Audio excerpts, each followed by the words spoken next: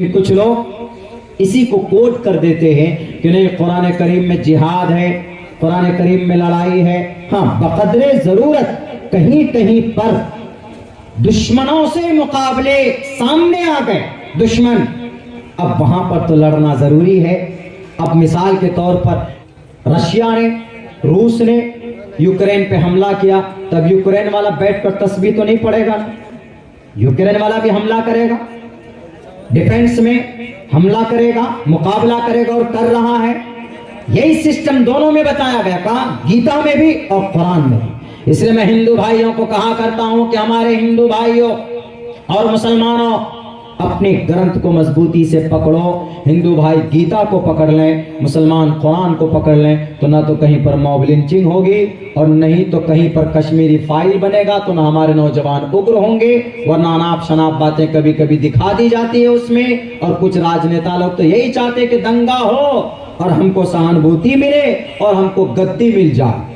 اسی لیے کہا شری کرشن جی نے صاف لفظوں میں تسمات شاسترم پرمانم تکاریا اکاریا ویوستھتو گناتوا شاستر ودانوکتم کرم کرتو میرسی، کہ اپنے گرنتھوں کو مضبوطی کے ساتھ پکڑو۔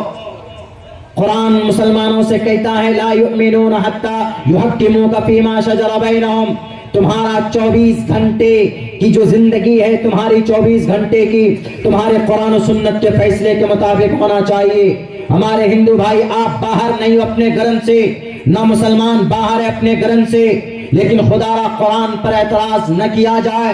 قرآن کریم کو صرف کچھ لوگ بولتے ہیں یہ صرف حکم کی کتاب ہے، نماز کے اوپر آرڈر کرتی ہے یہ کتاب، روزے کے اوپر آرڈر کرتی ہے یہ کتاب، اور صرف اللہ عبادت کرواتا ہے اس قرآن کے ذریعے۔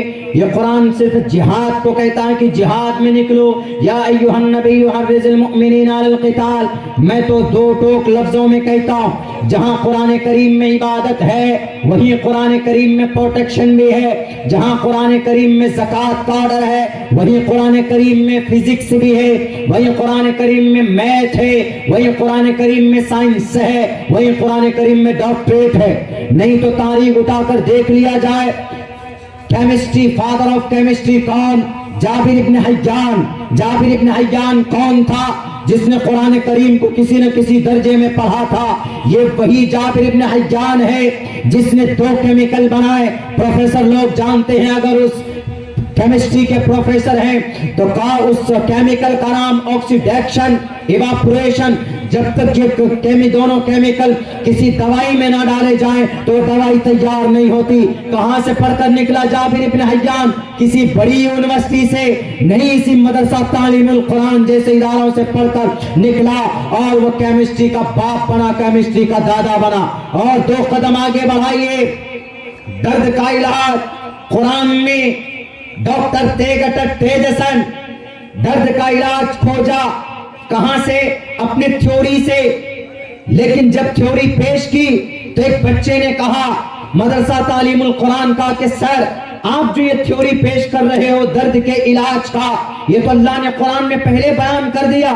اس کو بڑا آشچर्य ہوا، اس نے کہا کہ کھولو کہاں ہے قرآن میں۔ جب قرآن میں کھول کر بتایا گیا تو اس کو بڑا تعجب ہوا، بڑا آشچर्य ہوا۔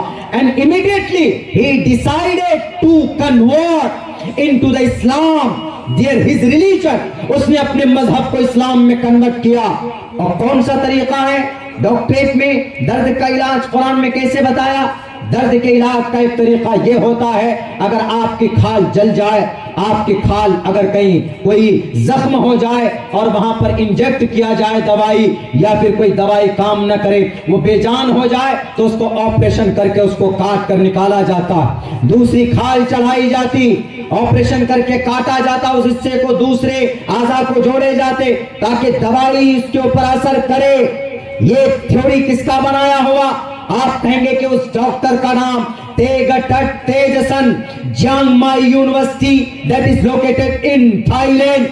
تھائی لینڈ قریب میں ہے، ہمارے قریب میں میانمار، برما کے بعد تھائی لینڈ پایا جاتا ہے۔ بہت سے لوگ جاتے ہیں وہاں پر گھومنے کے لیے، عیاشی کرنے کے لیے۔ اسی تھائی لینڈ کے جانگ مائی یونیورسٹی کا ایک پروفیسر ڈپارٹمنٹ آف آٹونومی کا پروفیسر جس کا نام ٹیگٹٹ تیجسن ہے، اس نے جب یہ تھیوری پیش کی، درد کی کہ اگر کوئی کھال کام نہ کرے تو نکال دو، دوسری کھال لگاؤ، گوشت کو دباؤ اس میں، اس کے بعد پھر دوائی دو تاکہ وہ دوائی اثر کرے، اثر انداز ہو اور انسان صحیح ہو سکے۔ جب اس کے سامنے قرآن پیش کیا گیا کہ سر یہ تو آپ کا ہے لیکن قرآن نے 1450 سال پہلے اس درد کا علاج بتایا ہے، تو اس نے کہا کہ I don't believe in your قرآن، ہم تمہارے قرآن پر بلیف نہیں کرتے۔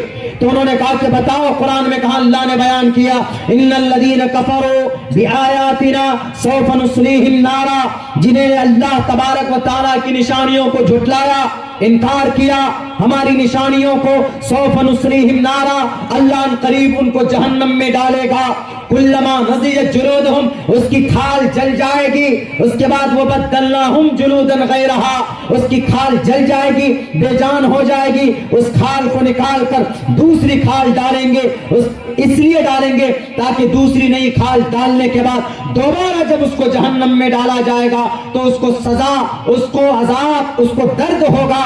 سیم وہی تھیوری ہے جو ڈاکٹر ٹیگٹٹ تیجسن کی ہے۔ انہوں نے کہا کہ یہ قرآن کب نازل ہوا، تو اس سے کہا گیا کہ یہ قرآن 1450 سال پہلے نازل کیا گیا۔ یہ تو آپ کی تھیوری ہے۔